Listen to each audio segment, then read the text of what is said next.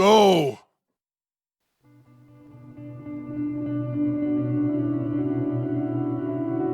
Yeah, he's a singer.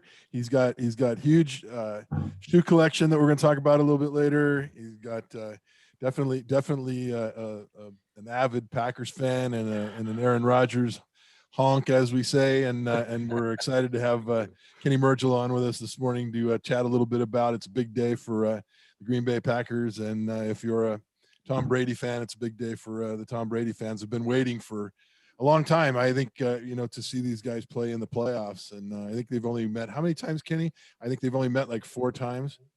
3 times. Yeah, the Bays. Battle of the Bays. 3 times. Yeah. They met one time in Green Bay, which Green Bay beat. And then they met in New England, which they lost. Packers lost. And this is going to be the 3rd time. Yeah, you know what? First time in postseason history, though. And I don't want to, I don't want to start out getting lopsided here with the Tom Brady conversation, because I know you and Tom are both very much in agreement that Aaron Rodgers should be the MVP. But are you excited about the game today? And let's talk a little bit about the game before we talk about Rodgers and his MVPs and stuff like that. Oh yeah, I'm super excited. I mean, this is the NFC title game, right? It's going to be in Green Bay. It's couldn't have had it any better way. I have a text thread with some friends that we go back and forth all the time. And I told you at work the other day, put your money where your mouth is, because I finally had them to shut up, because they're Brady homers. So they have no really investment, because they don't watch the Bucks, but they love Brady. But in the end, yeah, I'm excited, man. I mean, I hope it snows, even though I was reading the forecast that it snowed in the nighttime. So it doesn't seem like there's going to be snow right now. But yeah, I'm excited, man. I mean, can't get any better than Brady Rodgers in the NFC title game. Well, I'll tell you what, you're a quarterback, a high school quarterback, and had some success over at the unknown Santa Fe High School. But no, a program that has had a lot of success, and you did. And what do you think about playing in that cold weather, man? How is that going to affect those guys? And are they both used to it enough to be able to have it not be a factor? I mean, it's obviously going to be a factor, I believe. I mean, you have a team that practices in 70 degree weather. I mean, it's a shell shock to get off the plane, I'm assuming, and I think they said it was about 20 in the mid 20s right now. I know from experience going from one time I flew from Hawaii to Seattle, where it was tropical type of weather, to all of a sudden hitting like a winter. It was a shell shock for me when I had that, and I wasn't even playing football. So I already know it is a factor. I mean, I am a little, Brady, he's a cold weather guy, so I don't think it's going to affect him, but I think his other teammates, I think it'll be a factor. I mean, the one thing that was telling for me, though, was that if you watch the Titans game, which was a couple of weeks before, Rodgers was cooking, man. And the all the shows I watched, they were talking about how Rodgers looked like he was throwing in a dome, although it was a winter wonderland. And when you have a quarterback cooking like that in the snow, I have a tremendous confidence right now in Rodgers. I don't see how he, it's at home, it's going to be great, man. He is definitely on fire. Go ahead, Tom. Do you get the feeling that it's not really going to end up to be about the quarterbacks? Because every time I think of Brady, it's about the tuck rule game. I mean, that couldn't have been worse snow. And then I think about Rodgers, and he's spectacular. It doesn't really matter. But I feel like it's going to be something else. It's going to be like a guy dropping a pick, or a guy returning a kick, or something like that. Those guys are probably going to have the exact same stats. They're both going to be 20 for 30, 378 yards each, 2 touchdowns each, and then it's going to come down to some fucking field goal kicker or some shit, Well, that's always the argument, right? Because one of the biggest arguments I have, I believe Rodgers is the GOAT. I mean, that's just my personal opinion. But the argument I always have is how he doesn't have that many rings. He doesn't have as many accomplishments. But as we all can agree, football is the ultimate team sport. And just to your point, there's a lot of factors that can dictate the game in many ways. So it's sometimes beyond the quarterback's control. Right. And so I just feel like to blame Rodgers for a lot of, things that if you watch his games, he had a lot of, things go wrong this way and wrong that way. And then we judge him based off of that. But I mean, when you look at historical numbers, Rodgers is almost number one at almost every category that's important to the quarterback position. So. I think it's you know, besides Aaron and Brady, then who do you think the X factor is? You know, as far as another player on the team that's going to be the guy that we have to watch.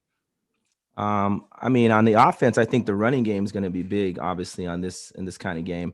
It sets up a lot of Rodgers throws. They've had a lot of success, obviously, very balanced team, running the ball and passing the ball, and that's insane to look at Rodgers' numbers this year and to see the amount of production he's had with a running game and a balanced running game.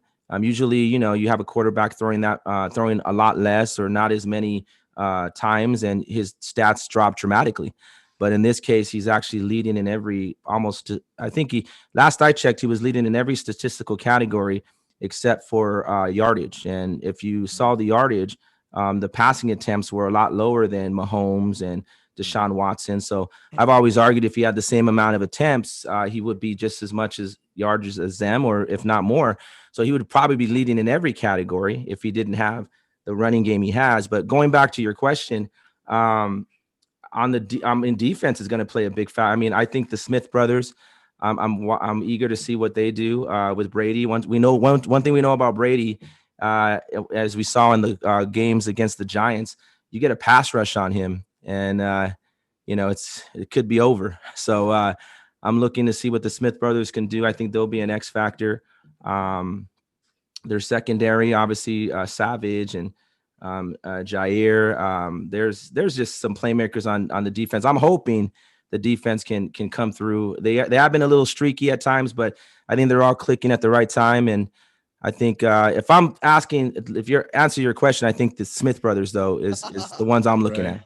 Yeah, there's no doubt that the defense has played a lot better, and I think that has a lot to do with how they control the ball and those kind of things. One of the things that sticks out to me is Rodgers is amazing in his completion percentage. You know, that's amazing. And the guys just aren't, you know, 30 or 70% of the time he's connecting, and that's a big deal if you're playing in a high stakes game like this, don't you think? Oh, for sure, man. He doesn't make many mistakes. I mean, people talk about the game back in October where he threw 2 picks.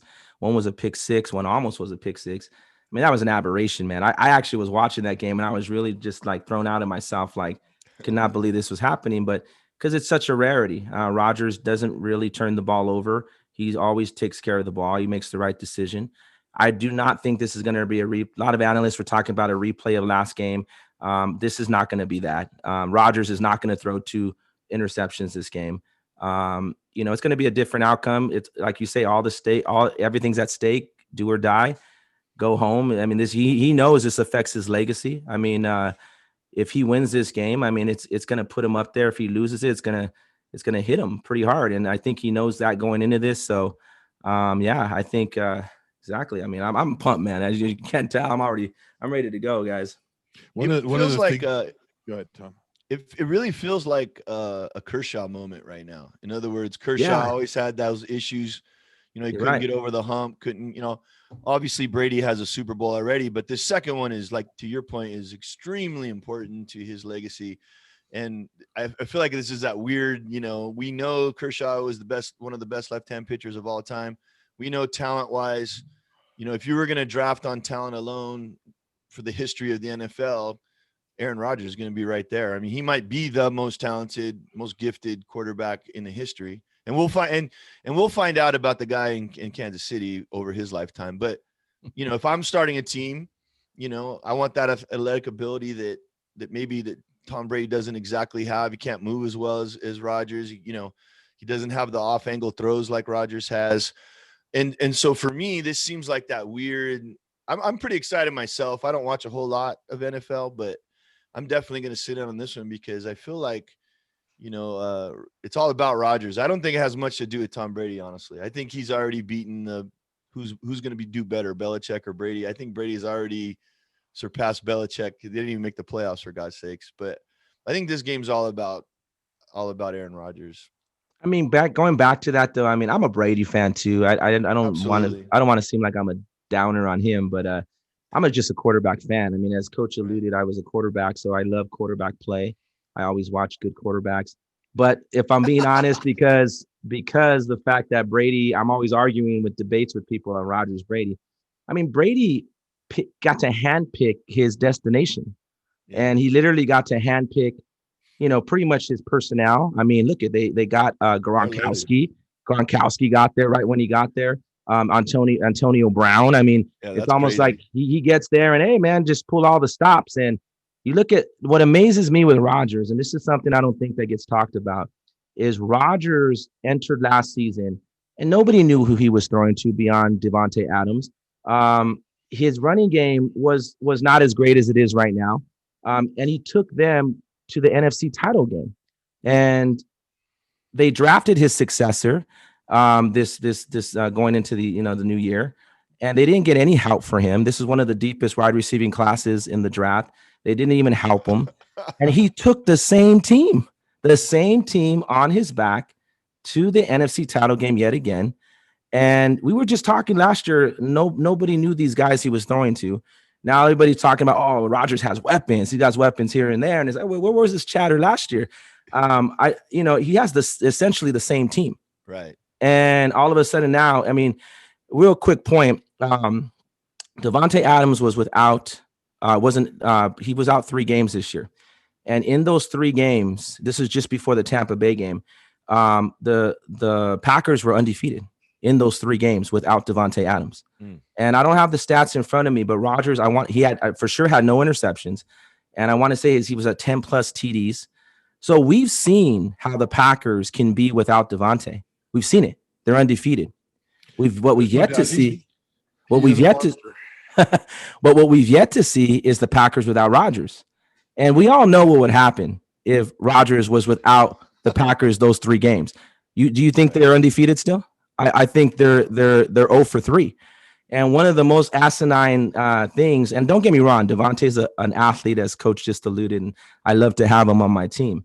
But with that being said, Devontae, he's one of those guys that, he's a great receiver, but I mean, I kind of lost my point, but in the end, Rodgers is the MVP based off the fact that, I got my point. I'm sorry, guys. Pro Football Focus rated Devontae Adams one of the weeks that they were rolling. I think they rated him number 3 offensive player in the NFL, and they rated Rodgers number 5.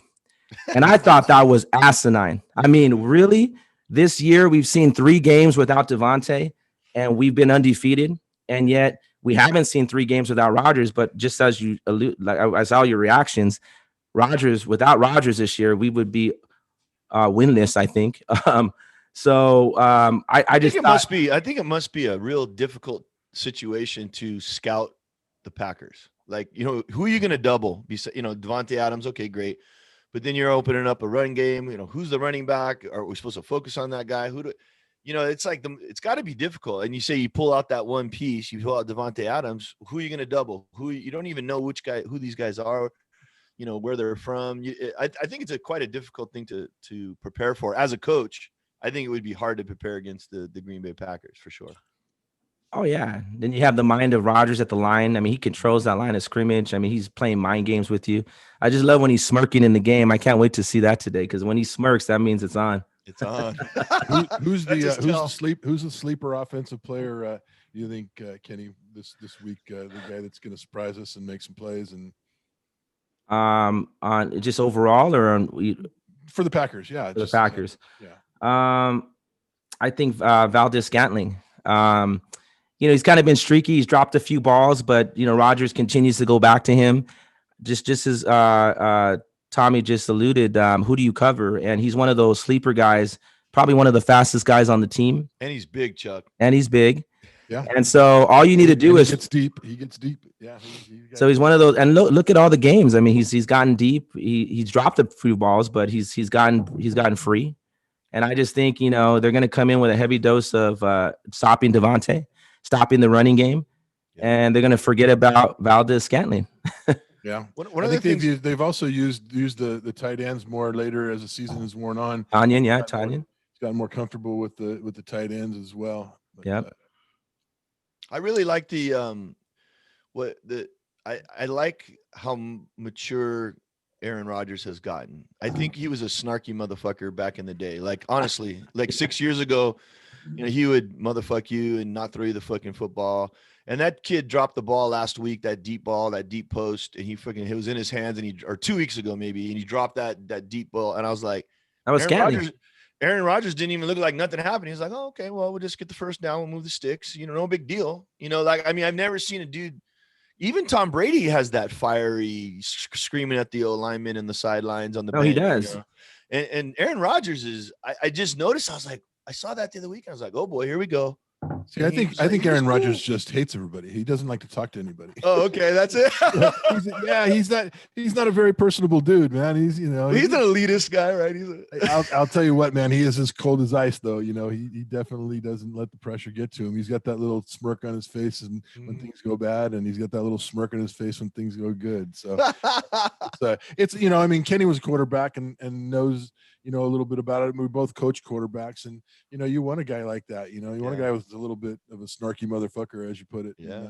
And I think that's part of the deal. Those are the guys the thing that I've noticed the most about the Packers is they play like a team. Like you said, I'm not sure who their superstars are from one week to the other, but they play like a team, and they seem when you look at the Bucks and Brady and those guys, they still have that pro feel, like I'm the best receiver and I'm the best tight end, and they have a little bit of that aura about them as well. But those guys, they remind me a little bit more of a college team, where they seem to be a little more fired up about each other. Might just be playing in the cold.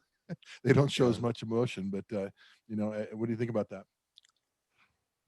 I mean, even the coaching dynamic of it all. I mean, you have Arians and Brady. I mean, you had that feud earlier in the year where was it a feud? Was it not a feud? Is Brady taking this offensively? Is he not? I would assume he was. I mean, how do you be a 6-time, Super Bowl champ and you have this, in a sense, kind of a no-name coach who hasn't proven really much, calling you out in press conferences? I mean, there's also that dynamic. So I don't really feel the chemistry between them is really that far along. Maybe as, a couple of seasons go about, they'll start gelling. But I even think that plays a little dynamic, because what if Brady starts throwing some picks? I could already see Arians on the presser just throwing him under the bus after the game. I mean, he didn't shy away from it earlier in the season. Well, that's the interesting thing is that Aaron and Flynn could have even they found a way. They found a way to get on the same page. And I didn't think that was going to happen with last year. I was like, oh boy, these guys are, this is going to be a mess. Man, are they locked in right now or not? I mean, that's the best coach. Well, maybe the Kansas City Chiefs, but I like that dynamic between Flynn and Aaron Rodgers. Yeah, one of the cool things that I heard about those guys is just to correct you, LaFleur. LaFleur. Sorry, LaFleur. Yeah, sorry. What did I say, Flynn? Yeah, Flynn was the backup quarterback. My bad. A few years back. One of the interesting things I've heard about that whole deal is that Aaron Rodgers really, got some advice from some people that he trusts, and he went to LaFleur and said, we're gonna make this thing work, and nobody thinks we can, and everybody thinks we're gonna be, but we have to come to an agreement that we share the responsibility of building this thing, the way we want it, and I think LaFleur gave some concessions to him. Obviously, if you got a guy like that, you don't want to, tell him, how can you go in and say, well, I know better than you do? I mean, you've been doing it for this long, and, it's like having another coach on the field, you don't want to, but they've obviously done a great job at it, and they've moved into a place where they're, in the NFC Championship. And, again, I will feel bad for you guys, if it doesn't happen for them. It'll be a sad day for you guys, and I hope you'll toast us that if the real GOAT wins, then we'll be able to. So I think one of the things that I want to give you an opportunity to do, Kenny, is I think we talked about the other day, making your case. What makes Aaron Rodgers, between his stats and his intangibles, what makes him the MVP of the year? Well, I mean, MVP wise this year, I mean, he's 48 touchdowns to 5 interceptions. I mean, that's insane, man. That's almost, for every 1 interception he throws, he's throwing 5 touchdown passes. I mean, just think about that. That's ridiculous. I mean, that's insane. People talk about, I mean, Mahomes, that was another thing I wanted to ask your guys' opinion, and we can get to that in just a bit. But You know, Mahomes, they talk about his breakout, and they're already talking about like he's the GOAT right now. And he's only been 3 seasons in. And, you know, the one season he had that was, I guess, the pinnacle for him was last year where, or was it the year before? I'm not sure, where he had 50 touchdowns and he had, I think it was 12 interceptions. I mean, think about that. They're talking about him already being the GOAT. He had 50 touchdowns, 12 interceptions. Look at the comparison to Rodgers this year: 48 touchdowns, 5 interceptions. I mean, they're talking about the pinnacle of Mahomes, and I think Rodgers this year is better than the pinnacle that Mahomes had. I mean, he was only 2 touchdowns away from Mahomes, and far less interceptions, and he's doing this at age 37. I mean, that's crazy, man. And so, with that being said, Rodgers, and you know, if we're talking about GOAT in general, he has the highest, the best touchdown to interception ratio in NFL history. It's 4-1. It might even be more now. Second on that list was Tom Brady, but he was a little over 2-1. So when you think about it, the second place on the list of touchdown interception ratio, Rodgers is almost double the production. And what does that tell you? I mean, the guy's only he hasn't been in the league as long as Brady. He had to sit behind Favre 3 years. He didn't get to showcase himself like Mahomes did right off the box. And so with, you know, you talk about that. I mean, as a quarterback coach, and I think you can appreciate this, both you guys, I think the best tallying stat of a quarterback, in my opinion, is that stat, touchdown to interception ratio. It's how many times you score the ball to how many times you turn the ball over. That's really the core of what we preach our quarterbacks to be. I mean, I don't know how many times I think I've even heard you, coach, hey, make the right read, don't, when telling your quarterbacks, don't turn the ball over. That's probably one of the biggest things we're telling our quarterbacks in a huddle or just before a game, to protect the football. And we're not telling them, hey man, get a 70% completion rating. We're not saying, hey, make sure you have 100 rating at the end of the game. We're telling our quarterbacks, make the right read, make the right decision, do not turn the ball over, and just look at what he's doing there. The highest in NFL history. And then you just go down the list. He's the highest rated passer in the NFL. 2 years, 1 year in 2011, and then this year he's only second to himself. He's 1 and 2 on the list. The third one is Peyton Manning. I mean, passer rating, and then you factor in touchdown to interception ratio. To me, that's the performance of a quarterback. I mean, you want to talk about intangibles. You want to talk about the outside things. Oh, he's aloof. How you were talking about how he walks around like his shit don't stink. Pardon my language here, but at the end of the day, it's how do you play the position? How do you perform? And if I'm looking at the performance, Rodgers in a landslide, and the stats prove it. But anyways, that's pretty much. I can go on and on, Coach. We'll be here for 2-3 hours. Breaking down the stats. I think it's important for if we were debating who are the other guys, the all-time GOATs. Obviously, Brady is in the conversation for sure.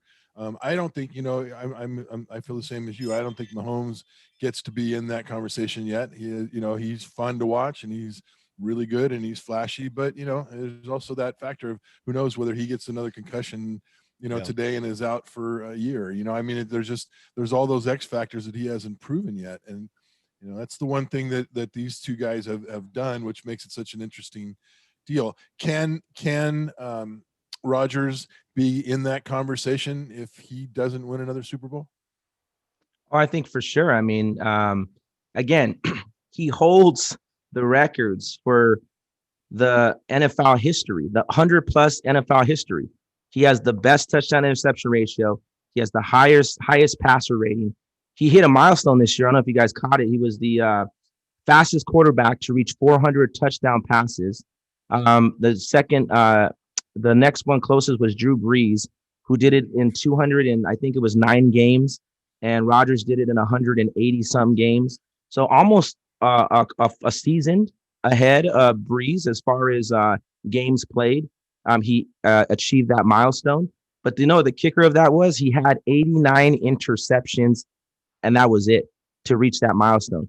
I think when Brady, I was looking at the stats when Brady hit that milestone. He had about 200 plus interceptions, or 100, something like 150 to 200, somewhere around there. But it was a big difference. I mean, it wasn't like we're pulling hairs here. Rodgers just, he holds the records for the 100-year plus history. So even if he doesn't win, I mean, come on, let's just look at it this way. And this also looks at the Mahomes aspect. I always like to do the eye test and just play, fantasy, right? If we were to put Rodgers on the Chiefs right now with their current roster, it's a wrap. It's a wrap. Okay. If you were to put Rodgers on the Bucks with all those receivers, Evans, Gronkowski, Antonio Brown, I mean, we can go down the list, the defense with Todd Bowles, it's a wrap. It's a wrap. You put, Rodgers, you switch the quarterbacks. I don't think you have the same result in Green Bay, but I just think with Rodgers, that's the thing about even the Chiefs. Mahomes came in with a stacked roster. That was the same team Alex Smith took to the playoffs. Right. I mean, what does that tell you? A game manager. He took that same team to the playoffs. When Mahomes had his year, Kenny, when Mahomes had the year with the 50 touchdowns, I thought the first thing that popped in my head was this guy's a imitation A-Rod. Yeah. with the off angle throws and the micro adjustments in the pocket and the scrambling and the pulling up and this sort of street football mentality. That's what everyone was so excited. Oh, he pitched the ball backwards and he did it underhand and all this bullshit. No look passes. I'm like, fucking Aaron Rodgers has been playing street football for years because his team, that was my opinion. Again, I'm obviously biased because I like the Pack, but I mean, I was like, wow, he just seems like a version 2.0 of Aaron Rodgers in that way. Now he might have maybe a stronger arm, but that's debatable. But I thought that was interesting. And then the piece with Tom Brady, he was squashed for so long. He was his number 2 guy for so long in New England. His freaking ego, I think he was released from this oppression, winning these 6 Super Bowls. He's released from the shadow. And I thought, I wasn't surprised that he wasn't so good at the beginning of the year. And for Bruce Arians to try to rein him in, that's a bad move. You know what you got when you brought that dude in. He was the man. You're not going to squash him anymore. So, no, for sure. Yeah, there's no doubt. I think that one of the arguments that I've heard recently,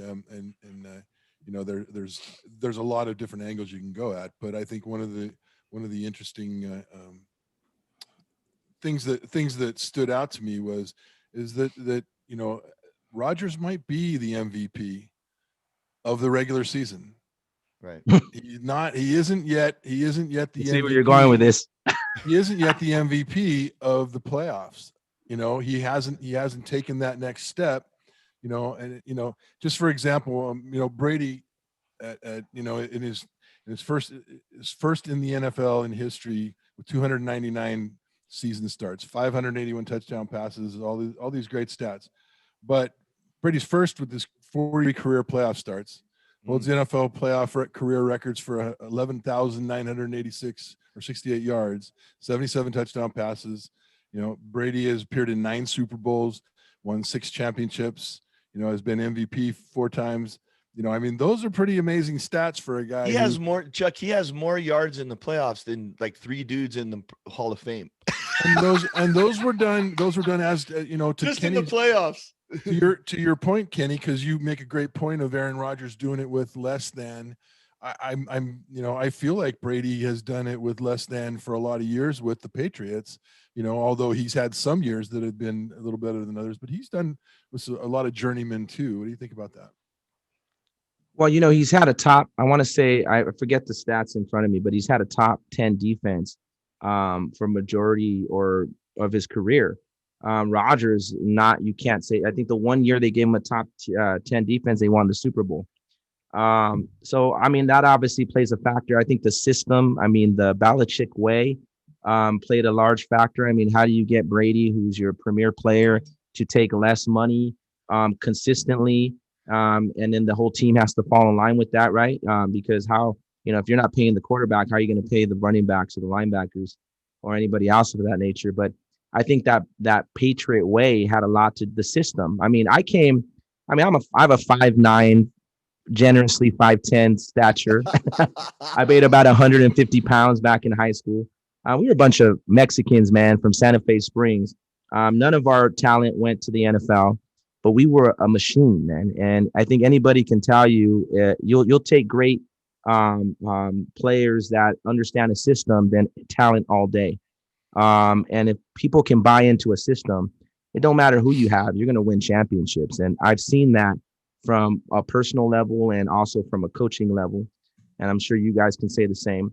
So I think Brady benefited from that. I mean, Belichick to me is the best coach in the NFL in history. I mean, I call him Lord of the Rings because he has two more than Brady. So he obviously comes from success, but without Belichick, there's no Brady, and without Brady, there's no Belichick. I think they're married together. Although you say one can argue Brady is doing it this year without Belichick, but then again, Brady got to handpick his team. Brady got to be with all the talent, and it's not a coincidence. I mean, but look at it this way: the Buccaneers didn't.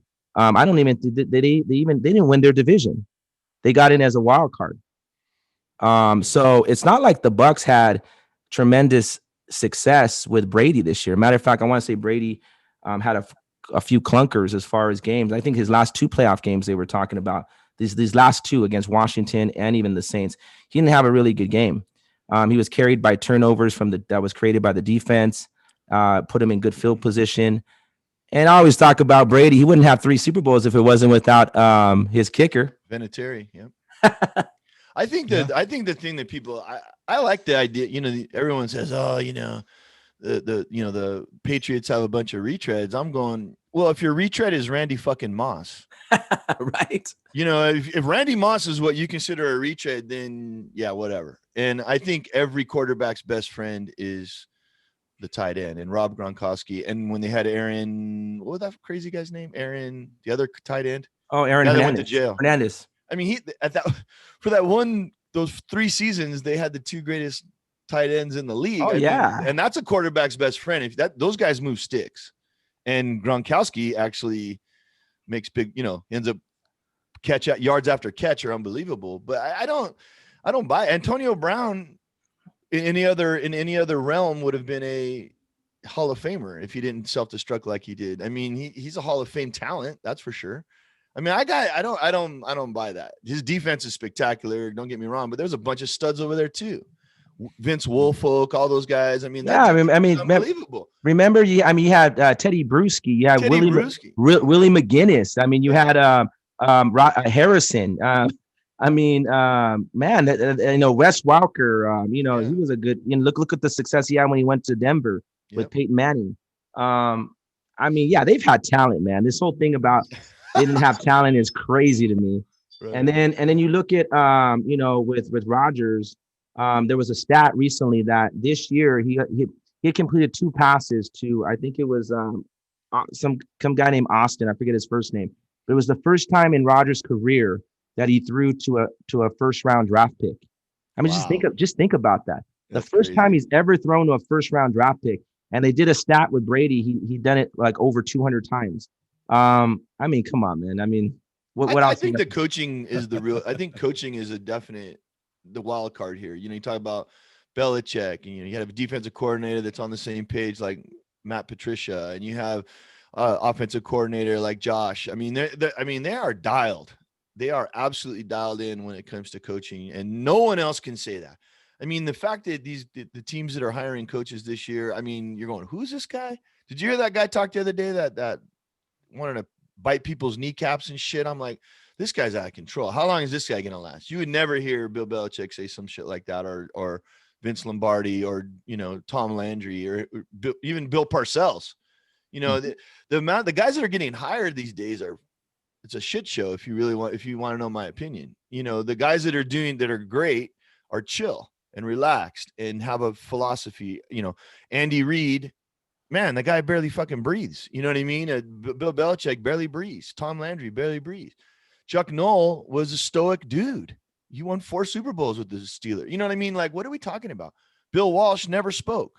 He didn't want to talk. He didn't want to give away any. So I feel like that can't be overlooked is the coaching and the idea that, okay, Tom Brady has Randy Moss, so now we're going to throw the ball deep. We have Wes Welker. Now we're going to move the chains.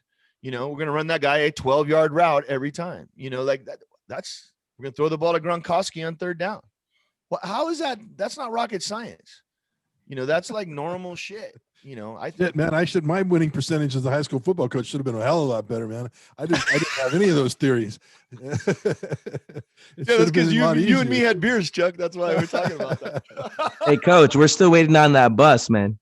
No shit. Yeah. We're gonna unload that bus, and it's gonna be all we needed. We'll have 3 rings, and we'll be ready to rock. Right. Yeah.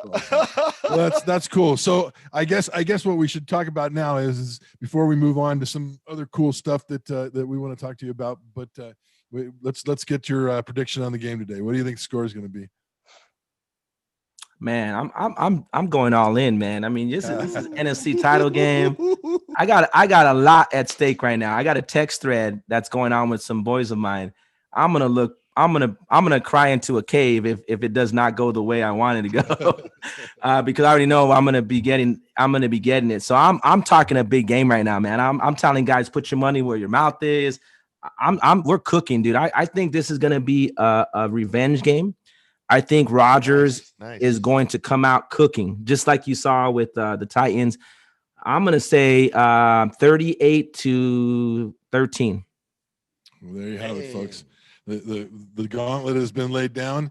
The stats have been reviewed, and I think there's no doubt in our minds that Kenny is the best Packer fan. Hey, man, you guys, I don't know if you could catch this. It's a Aaron Rodgers autographed Super Bowl helmet. Yeah, that's fantastic. In a case. I got some other Packer stuff on the outside, but yeah, man, Rodgers is my guy, man. He's ride or die. I'm rolling with him shotgun right now, so that's why I'm going all in. How many more years does he have, Kenny? When do you think he's going to hang him up? With the rules now, I think he can go as long as Brady. I mean, Brady's 43. They do a great job of protecting him. He has one of the best O-lines in National Football League. Mm-hmm. I think he can go till 43, 44, to be honest with you. And if you look at that, that's still another 7 years in the league. Yeah. Right. He can still pass Brady. Yeah. with rings, right? There's no doubt it's possible, and when pigs fly, I think it'll all be time for that to happen. He doesn't have serious injuries. No, I mean he had the broken bad leg. He had the broken. I want to say it was a collarbone. Collarbone, that's the one. And he does have some plates there. So yeah, that could be one. That could be. Yeah. Well, I'll tell you what. There's no doubt that he's a hell of an athlete, and he's proved himself. I can't. Being a fan of several other teams, I can't help but give props to the fact that he's this year's MVP, and he's proved himself to get that team to this point. And if they're able to go out and get the win tonight and get the win in the next game, I think he'll cement himself in that conversation with the Joe Montanas and the Tom Brady's. And it's funny, even people. I had somebody said the other day, well, he's not even the best Packer quarterback. Brett Favre is way, and I thought, well, that's a whole nother show altogether, man. I don't want to start bringing that one down. How does a guy from Santa Fe Springs become a Packer fan? It's funny you say that. So originally my idol was Joe Montana. I was a quarterback guy, right? So you have a lot in common, man. I got a Joe Montana autograph helmet on the backside right here. I usually, if you were to look at my setup here, I have a lot of things that are important in my life, as far as the maturation of my life. And so Montana was that guy. He got traded to the Chiefs, as you know. Right. I became a Chiefs fan at that point because I followed him. But when he retired, I felt like the only reason I was a Chiefs fan was because of Montana. And it's funny, that story, because my dad became a Chiefs fan because we were rooting together. And he stayed a Chiefs fan. So we have a family rivalry going to happen if we get the State Farm Bowl between the Chiefs and Packers like we want. Because I want Mahomes, man. I want that. But with that being said, my dad stayed a Chiefs fan. I kind of fell off for a bit, wondering who am I going to have, and as far as a team. At that point, I chose the Buccaneers because I didn't want to be accused of jumping on a bandwagon. It's funny that we're playing the Bucs, right? It's crazy how this comes full circle. But I chose the Bucks at that time because if you know the Bucks, they weren't always a storied franchise. They're probably one of the worst teams in the league and went those ugly orange uniforms. But I became a fan based off of that because I didn't want to be accused of a bandwagon. And I got the fortune of a few years after that, us winning a Super Bowl. Right. So I was really invested with the Bucks. But then, and this was like early 2000s. But then, you know, as you know, football is a business. And I started to realize that business as I got older. And, you know, you start seeing, you know, your top players being traded, your coach being fired. Before you knew it, the Bucks became unrecognizable. And I kind of got that feeling like, how am I supposed to be loyal to a team when the team's not loyal to the fans? And so at that point, I became a Players fan, and I just started watching quarterbacks. And I remember for a brief stint, I watched. I was into the Jets because Sanchez. He was an Hispanic quarterback. I'm Hispanic, so it made me root for his success. Unfortunately, he phased out. You know, not. He wasn't what I thought he was possibly going to be. But during that Jets stint, I discovered RODGERS. And, you know, I just have an affection or for, you know, great quarterback play. Yeah. And I just was amazed at what he could do. And it started off with me just being a RODGERS fan. And I'll be honest with you, I've embraced the Packers as far as a team this year. You know, the Packers are owned by the people. Yeah, right. I mean, there is nothing like going. I don't know if you've ever been to Lambeau. I've been lucky enough to be there, and it is all about that community. It really is. You know, talk about being loyal to your fans. I mean, I think you should tell Kenny the story, Tommy, the story of you going there real quick. I think that's a great story. So I was not a Packer fan. I was just whatever. And I was doing hitting. I was a hitting instructor. I was a college softball coach, and I was making a living doing a hitting instructor. And had an outside cage over there at Little Lake Park.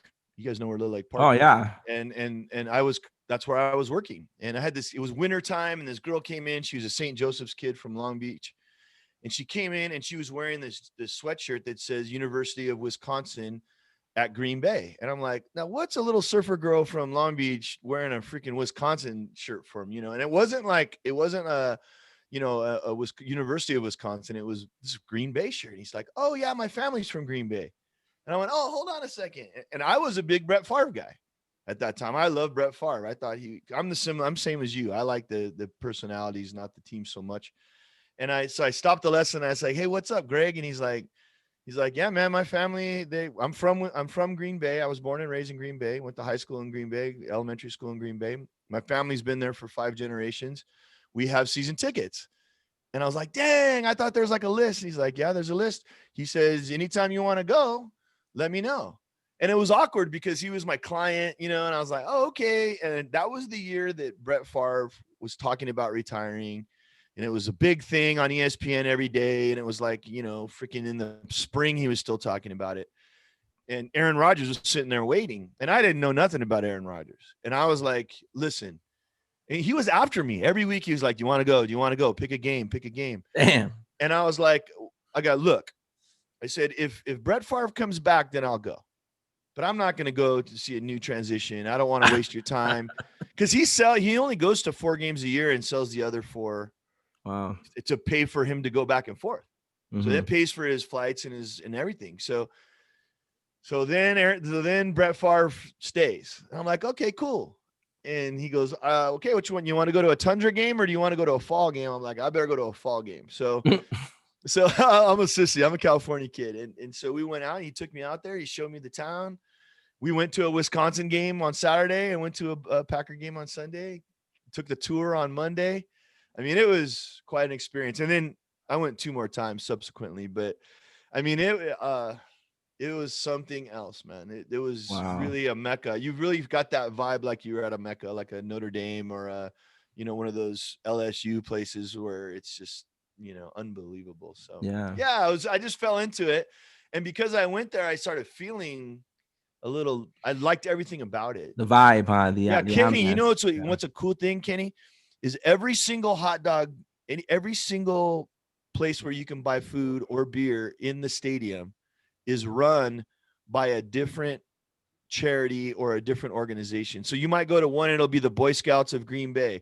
You might do the other one. You might go to the other one and it's the high school band doing a fundraiser, and this guy's doing a fundraiser, and that group is doing a fundraiser. So the whole thing is for the community to get the money back into the community for their events and their the band and the Rotary Club and the Knights of Columbus, and it's fucking. I was baffled by that.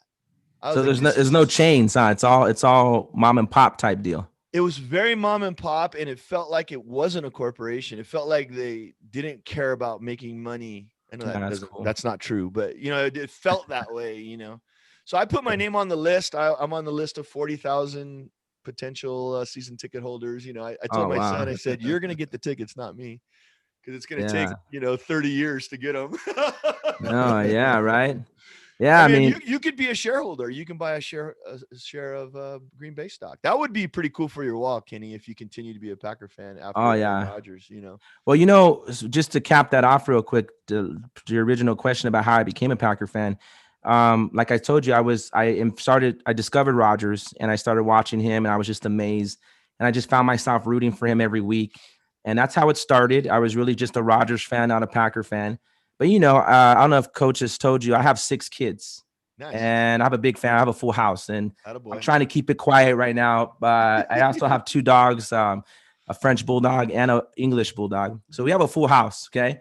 But with that being said, I started to notice my kids, especially my older ones, wearing Packer gear and becoming a Packers fan. And obviously it was through the influence of myself, because they would see daddy watching the games and rooting for my kids literally walk into the room shouting RODGERS, RODGERS. So it came to a point where I looked at my kids and I started realizing, wow, they're Packer fans. And this is evolved into something bigger than me just saying I'm a RODGERS fan. And then me and my wife as well. Me and my wife discovered this team together. So it became something where, you talk about the past and teams of the past. Maybe you watched it with a certain significant person. Oh boy. And this became something that became mine and hers, right? That we developed together. And so I don't know, who knows where the future holds, because I am a Players fan, but I see myself invested, as you see, in the Packers now. So I can say they're my team, and I'm rooting for them this today. So we'll see what happens. Kenny, the most important question that any Aaron Rodgers fans has to answer. This is the most important question that an Aaron Rodgers honk needs to answer. Oh my God, don't trip me out. Here we go. Which Aaron Rodgers girlfriend do you like the best? Are you a Danica Patrick? Are you a what's the other girl's name? She's smoking. She's a smoke show. Olivia Munn. Actress. Olivia Munn. Are you okay? So are you Olivia Munn, or Danica Patrick? Wait. I'm Aaron Andrews. Hey, have you noticed their chemistry? They date? No, it seems like they. Or they just flirt. They flirt tremendously, man. And she's married, Smoke but show.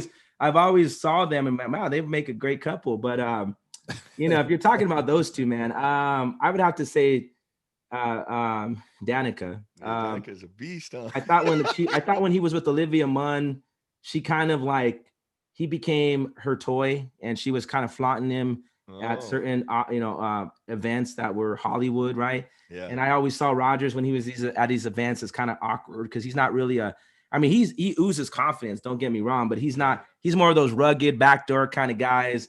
So I always liked him with Danica, but I like him single right now, man, because his mind is again. Proof positive. Those girls were worth at least 3 interceptions this season. Right, exactly, right. That's a great call. That's awesome. Well, cool. Tom and I talked about this a little bit when I was talking about bringing you on, and I told him, the 2 things we got to talk to Kenny about. Number 1 is his shoe collection, because it's probably second to none of anybody that I know.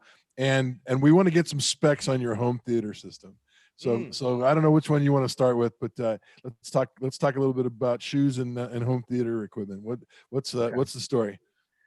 So when it comes to shoes, I still have not met somebody on a local level. Okay, I'm not talking about celebrity level, right? Because celebrity level, they're just beyond my means, right? But I've yet to meet somebody on a local level that can outduel me. I have probably the best collection in a local setting.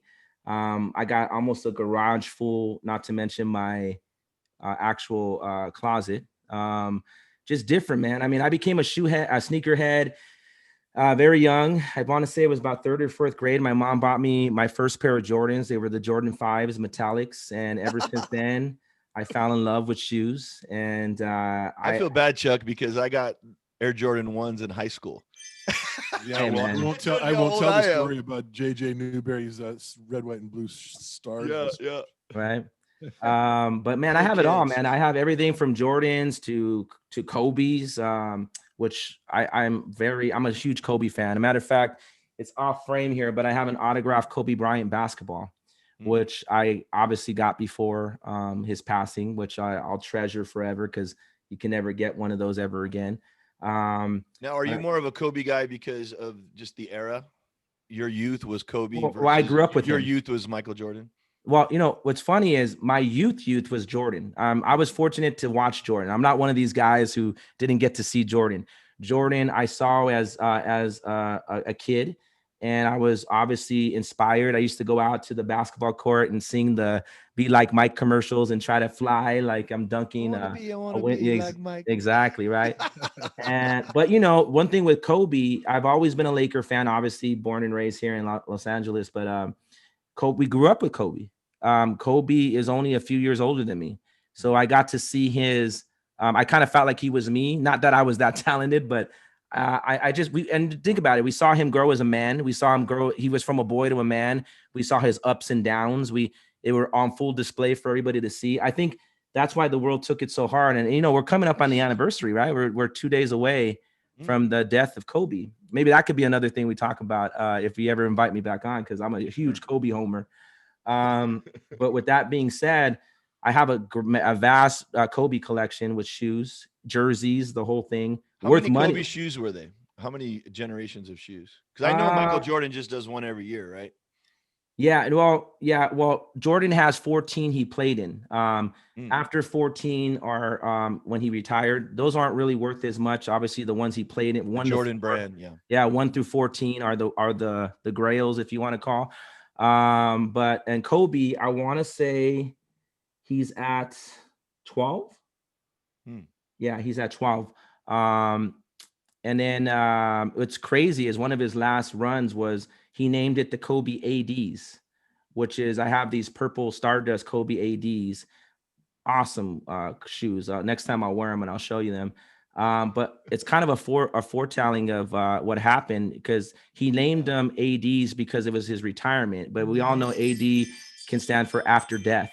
Right. And so it's crazy how his last shoe, I want to say, I could be wrong, but one of his last shoes was named the ADs, the Kobe ADs, which is Kobe after death. That's a little spooky. It is a little spooky, right? Weird, dude. I didn't know that. What's the most expensive shoes that you have in your collection? They might be the Kobe's. I have some Kobe 5 playoffs in the Laker colorway that go for about $8,000 right now. Oh, wow. And college fund. Right. I mean, if I were to sell my whole Kobe collection, I'm sitting on a little gold mine, because I have, everything's astronomical right now because of his death, right? I mean, prices are soaring. Right. And so, which is kind of unfortunate, right? Because it's like, they're kind of making money off of his death, but that's kind of life, right? But that's how it goes. No, Kenny, listen, man. Like I fell off the Kobe thing for a long time, and when he passed away, I was able to find the love again and listen to people that really like convinced me what an incredible competitor he was. It really worked well for me. Yeah. I'm not as hardcore as you. I'm not a huge basketball fan. And I like Kobe, don't get me wrong. And I loved it when they were winning championships with Shaq, but I didn't realize what an assassin he really was until his peers said, "Oh, this dude is the dude." Oh, man. When you have your peers, right? I mean, how many times we saw those clips of all the legends giving their homage to Kobe? Yeah. They were all there for his last game. I mean, that's respect, man. I mean, And then you hear some of the stories where Kobe, one of the ones that fascinated me was Kobe read the NBA referee rule books because he wanted to know where the referees were at all times. So he can actually, if he wanted to create a foul over here or do something sneaky, he would get away with it. Yeah. He would get away with it because he knew where the refs were at all times. I mean, dude, if a guy's thinking like that, I mean, how is he's next level, right? Or you hear the stories of him learning different languages to talk crap to players on the or to confuse them, right? One of the finals, I think it was against the Celtics, where he was speaking in Spanish to Gasol, and that's how they were communicating through the game. And it was throwing the other team off because, you know, they didn't know what the hell they were talking about. And so just little things like that, man, that kind of put him on another level. And, you know, maybe we can have this one day where it's a Kobe, because I think Kobe's the GOAT. And I don't know how you guys feel about that, even over Jordan. And I'm a Jordan. It's the same exact discussion. It's all right? about the rings. Same exact. but Kobe has the rings, man. He's got 5. But as a matter of fact, he has an Oscar, so he might. If you count that, I think and a Grammy, I think. And an Emmy, an Emmy, yeah. So he might surpass that. And you know, Jordan hasn't really amounted to much after basketball. Some people say he's the worst owner in NBA history. Wow. But anyways, going back to the shoe collection, yeah, I have a lot, man. I have Barclays, I have Pennies, I have Iversons, I have you know, if you're a true sneakerhead, man, you ain't just, you know, I see a lot of these sneakerheads, they think they're sneakerheads, but just because they have a bunch of Jordans. But I mean, I'll pull out some stuff that only you, if you were a true sneakerhead, you would know what they are. I mean, I have Grant Hill's Fila's. Oh, nice. Fila's. Damn. The Fila's, right? Man, I got it all, man. And so, like I said, I haven't met nobody on a local level to beat me yet. Coach will tell you at the school that we work at, the kids are every day, they're looking like, damn, what, you got that on? You got that on? And it's just, I have a rotation. I can literally wear a different shoe every day to work. Nice. And that's why my shoes always look nice, because I'm not always wearing the same one every day. I'm on a rotation, but which, Tommy, as you know, is part of the reason that I'm a white sneaker guy, because I can't compete with Kenny at work, so I just wear the whites. Hey, man, saves me a lot of trouble. Those are the Willig Essentials right there. The Willig Essentials. The Willig K Swiss, man. He wore those things for 10 years. So what's your, if you could kind of give us a little bit of a secret insight to you, what's your secret favorite shoe that you have, or a couple shoes that are kind of your secret favorites? Okay, well, the obvious favorite are the Jordan 5 Metallics. And reason for what I just explained, they were my first shoe I ever owned that was a Jordan. Do you have those shoes from when you were? I don't, man. I mean, I wish I did, because those are OGs. And but then again, they're grade school. I had them when I was like in 3rd, 4th grade, I believe, one of those years. So obviously I don't have them. My freshman year at St. Paul, it was 84. And we our team basketball shoes on the freshman basketball were blue and white colorway Jordan 1s. Oh, man. I mean, that was what we wore as a team. I was like, wow, you know. Dude, Jordan 1s are so awesome. I have Jordan 1 New York City. They're all black. And then I have Jordan 11s with the Georgetown ones. They're not great by any means. They're off the shelf, but you know, the Jordan 11s are the, you know, you can dress those up a little bit, you know. Oh yeah. They got the, you know, that, I don't know if you hear the story behind the Jordan 11. Jordan designed those to go with suits. Yeah. He wanted to be able to wear a basketball shoe in a suit. And so the design behind that was creating a design with the patent leather so that he could actually dress them up. And so it's kind of shine. Yeah, it's kind of cool how that got developed. But definitely Jordan 5 Metallics would be number one for me. Do you have any Air Force One stuff? I like that a lot. I do. And you can't go wrong with Jordan. I mean, with Air Force One, all white. Yeah. I try to get Coach on the bandwagon because he's a white guy. He's like, Sons of Anarchy. Right. He always has the white shoes on. So I told him, man, Chuck, you got to go to Air Force One, buddy. Yeah. You got Air Force Ones. Yeah, all white. Well, I'm telling you, man, if they're on sale at Ross, they're reasonably priced. Yeah, man, you could get a pair for like $100, Coach. Yeah. All right. Well, we'll keep on working me. I'm the guy that gave away 2 pairs of remember the old, and I don't know the names of them, but they were the red and black and white Jordan high tops. Yeah, those are ones. and I had two pairs of those that I was given, and I gave them away because I didn't know. I didn't like the red, and so I gave them away. I didn't know any different. Should have hung on to those, right? Should have hung on to those. Yeah. Has any of them deteriorated, like the delaminated or the soles come off or anything like that, just because of the years and being in the garage and things? Yeah, you start to get some blemishes, with even fading, the yellowing of soles, stuff like that. But a lot of that adds to character. I mean, I'm a guy. But you're wearing them. That's the thing. That's the thing. You hear a lot of these collectors that they just put them in the shelf and just have them for display. I wear my shoes, man. I wear them. I don't apologize for it. A lot of kids, the biggest thing, right? The craze right now is creasing your shoes. I don't know if you heard that before. You can't crease your shoes, right? I always tell the kids, just to joke back, I said, well, if you don't want to crease them, that's because you can't afford them. Yeah. And so that's my little comeback, because I say, man, I wear my shoes because if I want another, I'll just buy another one. I see a kid coming into school again, back when we had kids in school, but and he's walking like he can't bend his knees. Exactly, right. And I'm like, what's wrong? What happened? He's like, nothing. I just don't want to crease my shoes. Shit, all right. I thought I'd seen it all, man. That was something. Yeah, man. I ain't walking like a duck from my shoes, man. I'll just buy another pair if that's. He needs to get some Vans, right? Right. Right. Some canvas ass Vans, huh? Right. That's great. So what is your audio visual situation? So I have a GoPro 5. That's what I'm running off right now. I bought the your Yeti. home theater. My I thought you meant my setup here. My home theater. So man, I mean, I always like to be cutting edge. I always have to have the brightest toys. But I have an OLED, LG OLED, which is the best of the best. I don't know if you've ever owned or seen an OLED TV. I have one, yeah. The contrast is just, it's just on another level.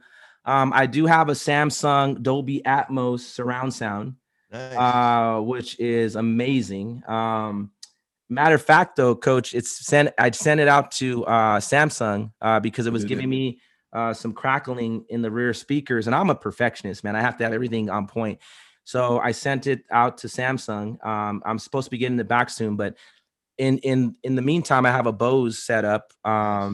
But no, my Samsung Dolby Atmos, man. I don't know if you haven't had that, man. That's an amazing experience. What's that? Tell us some of the features of that makes it so cool. So if traditional speakers are stereo format, they shoot straight ahead, all mashed into one speaker, the sound. And sometimes that's when your sound can get distorted.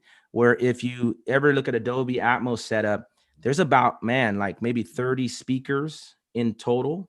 The sound bar on one bar, not only just has speakers front facing you, but speakers on the top. Same thing with the rear speakers. Traditionally, rear speakers just have that speaker facing behind you. The Dolby Atmos experience also has speakers going towards the ceiling. So what it does is it creates a dome effect. That's what the science is behind it. It creates a dome effect. But it really truly is, man, because when you're watching on a Dolby Atmos, you'll hear bullets flying this way. You'll hear someone screaming over here. So it really gives you that 3D effect of like you're turning back like this. Like, where did that come from? And because what's your test video, Kenny? Test video? Yeah. What video do you pop in for every system to make sure it sounds good and works good? Do you have one? I mean, I just go on Top Gun. Yeah, I go on YouTube. Well, there's a bunch of demos on YouTube that's next level. Yeah, for all of that. So I'll go on there and I'll play with that. Or sometimes when people come over, I'll showcase it because they want to hear it. Yeah. And I just don't have the OLED. If I show you up on top here, I have right just above me, I have an Optima HD projector that projects on a wall here. Nice. And I have about the screen is probably about, I don't even know the specs on it, but it's like a movie theater screen. Yeah, like 100 inches. Yeah, I know it's beyond that, but what it is what's cool about my living room is my couches are like Legos. So my traditional OLED is facing over here. And then, that's where I watch my sports. But when it's movie night, we'll get the couches and we'll switch them going this way. And then we'll watch the projector and we'll have a movie setup. I even have a popcorn machine here. I have kids, as you guys told you. So I try to make this quarantine a fun house where my kids can always have some fun things here to do. So at the end of the day, man, yeah, it's a cool setup. I love what I got here. I got a Yeah. Sony OLED, and 10 years ago, I invested in Sonos, and I thought Sonos was going to be the deal because it was all wireless and I could put speakers all over my house. And I really got, and then it was so expensive that I got sort of buried under the commitment of it, so now I'm still rocking the Sonos. I know it's not anywhere near, what an Atmos program is, but I like the idea. I can just unplug a speaker and plug it back, plug it in a different room, and it, kind of picks up. No, the that is sound. cool. That's a cool. But you're not lying when you're talking about that TV. That TV is ridiculous. Oh yeah, the contrast It is so takes it to stupid. another level. Yeah. In fact, Coach Chuck, a lot of the stuff that you put into the TV limits what the TV will do. Right. Does that make sense? Like you put a shitty signal in there, it's like, oh well, you have to like have that front end, because I do a lot of streaming, Kenny. We don't even have cable anymore. I just stream everything.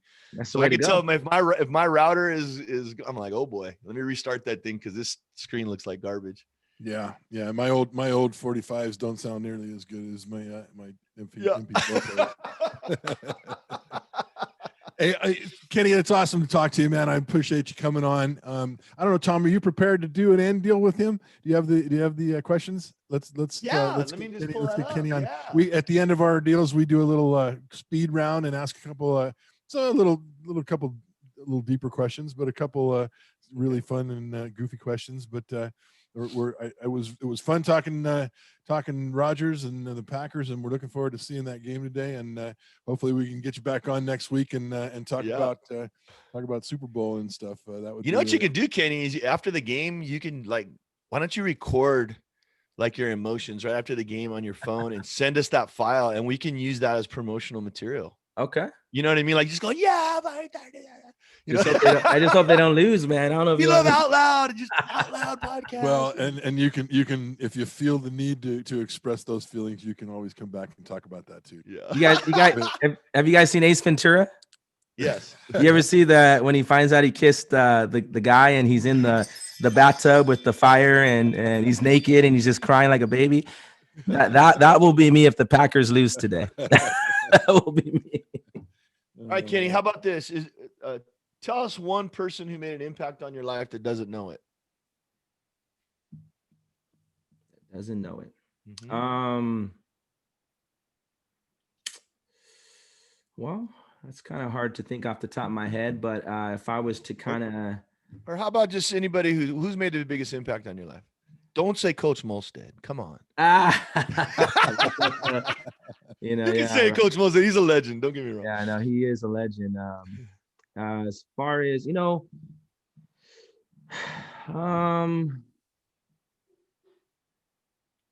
wow, it's hard for me to think about that right now. I mean, if I'm just gonna go off the with what you just said right now, Coach Molstead, as you know, passed away.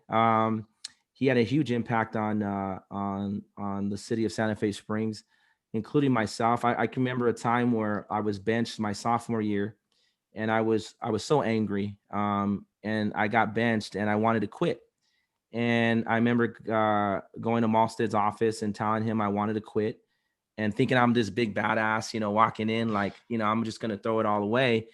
And if you knew Molstead, he didn't mess around. He was one of those guys you didn't want to get called to his office, and he gave me an infamous Molstead lecture. And in the end, he put me in check, and in the end, he got me to stay aboard, and I became a quarterback, as Coach alluded, and we had one of the best seasons we had in school history, and we had a great team. But yeah, he had a huge impact in my life, from a leadership perspective to just understanding football, being a man in general. I mean, we went on countless Mount Whitney trips with the city that he ran. I was a part of those trips. Those bonding moments, those are key. I feel in a team that I learned from him. Those are things, Coach, we talked about. I remember sharing with you about stories of times with the teams that were outside of football that Coach Molstead created for us. And, when I look back at our team and our season, I don't really remember the success. I remember the bonding moments.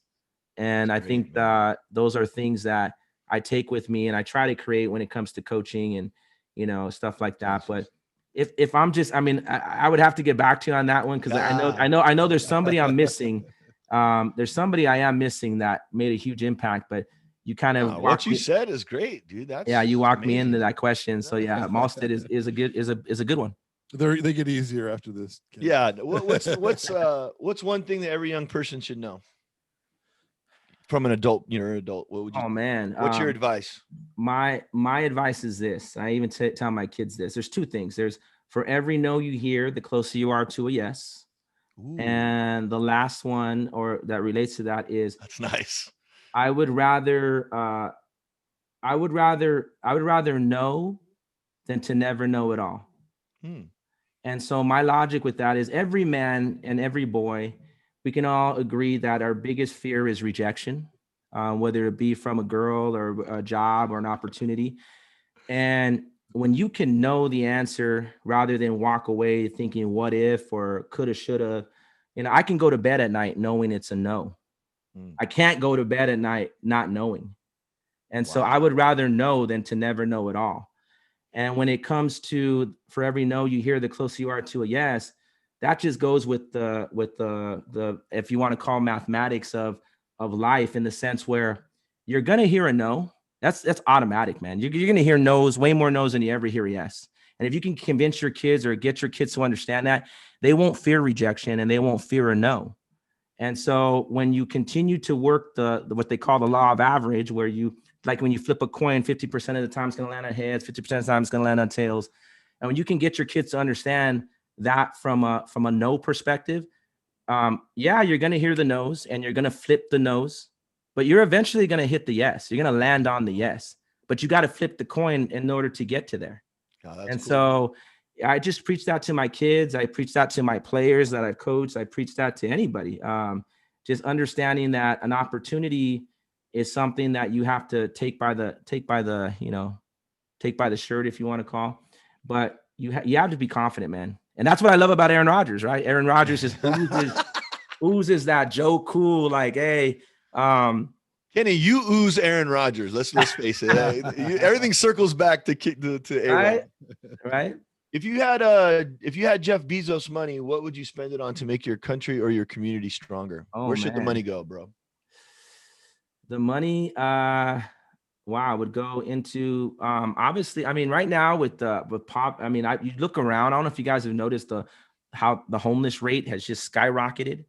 I see homeless everywhere, man, and it's like, we live in the greatest country in the world, although we are in a pandemic. And I just feel like we could do better for our people. We are always helping other countries out, bailing them out, this and that. And I'm all for that. I mean, I don't discriminate against helping others, but when we can't help our own and we leave them to the streets, I mean, and then it creates crime. You have homeless that are desperate. They're breaking into homes, they're stealing things, and because out of this, it's survival, man.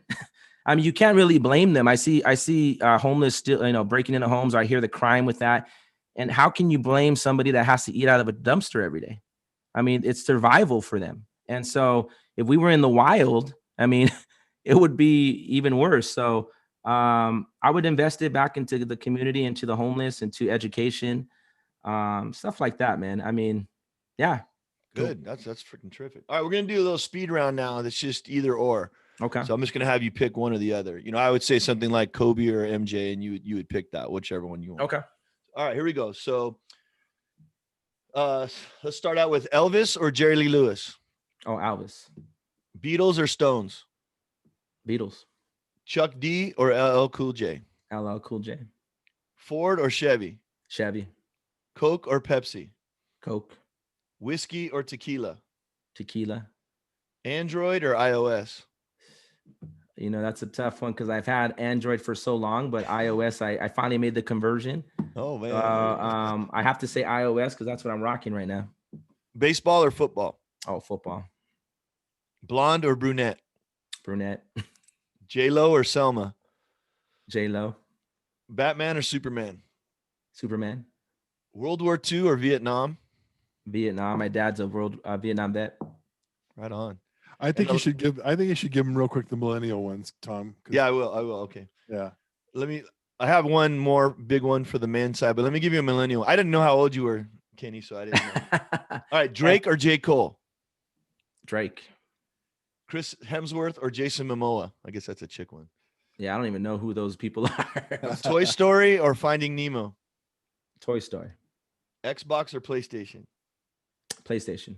Coke or Pepsi? Oh, we already did that one. Let's see. Coffee or Red Bull? Coffee. TikTok or Instagram? Instagram. Megan Thee Stallion or Cardi B? I don't know who Megan Thee Stallion is, so I got to go Cardi B. Vans or Converse? Converse. Sushi or tacos? Oh, sushi. Dude with sign or cranberry juice guy? Cranberry juice guy. And the Dogface. His name's Dogface, Dogface. baby. Yeah, Dogface. And the last one, this is a good one for you. I hope this is hard for you. It might not be, though. Vince Scully or Chick Hearn? Oh, man. I got to go Chick Hearn. I'm a diehard Laker fan, Yeah. but Vince Scully's that 1A, 1B, right? Yeah. How lucky are we, man? We have both those guys. Right? That's awesome. Well, Packer Kenny Mergel, we had a great time with you today. Glad you came on. We'll look forward to catching up with you next week. Good luck today, and enjoy the game, and let people know that you're on the Out Loud pod, and we're looking forward to getting you back on again. Hey, Coach, I brought out the Super Bowl jersey today. Yeah. So it's on, man. I appreciate you guys having me. As you know, Coach, I talked to you mainly, but I'm a big supporter of you guys. I'm rooting for you. Absolutely. I will be supporting. I need an Out Loud podcast coffee mug next time. There you And go. an Out Loud podcast shirt. And I'll be rocking it, man. You got to like and subscribe and do all that stuff, Kenny. Come on. Yeah, I'll make sure to do that. Every one of your kids with the cell phone has to subscribe too. No, we'll do it. I'll make sure. And if we were in school, I would make the student body have done it. Yeah, that's what I'm talking about. Right? All right, man. Cool. Have a great day, man. Enjoy your day, and love to your family, and we'll catch up with you soon. Yeah, go Pack, go. Thanks, Coach. Thank you, Tommy. All right. We'd like to thank Packer Kenny for coming in and talking to us about everything Packers, A-Rod, sneakers, Kobe, and the love for the fam. So peace and love, Kenny. Thanks for doing that for us. Big day today. Go Pack, go, baby.